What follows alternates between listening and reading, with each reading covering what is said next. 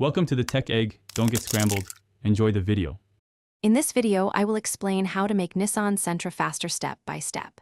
Begin by evaluating maintenance, tires, and brakes, then set clear goals for power and reliability.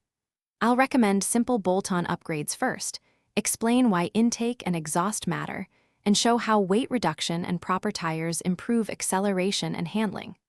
Follow the order I give to avoid mistakes and keep costs reasonable while boosting real-world performance.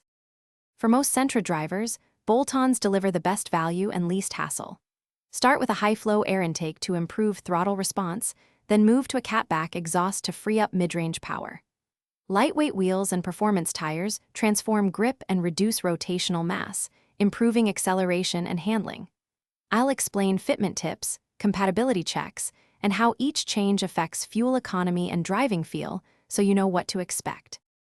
If this guide is helping, please subscribe and like the video to support the channel and see more step-by-step builds. Quick recommendation. On another note, grab a little car air freshener to keep your cabin inviting after wrenching. I use Little Tree's Black Ice and it smells great in a tuned car. Check the description for the link and other deals, then now let's get back to the video. Once hardware is installed, tuning is crucial to realize gains and maintain reliability. A proper ECU tune matches fueling and timing to your intake and exhaust, unlocking more usable power. Supporting mods like improved cooling, stronger brakes, and upgraded bushings keep the car balanced and safe. I'll cover basic dyno expectations, how to choose a reputable tuner, and maintenance routines that preserve performance through everyday driving and spirited runs.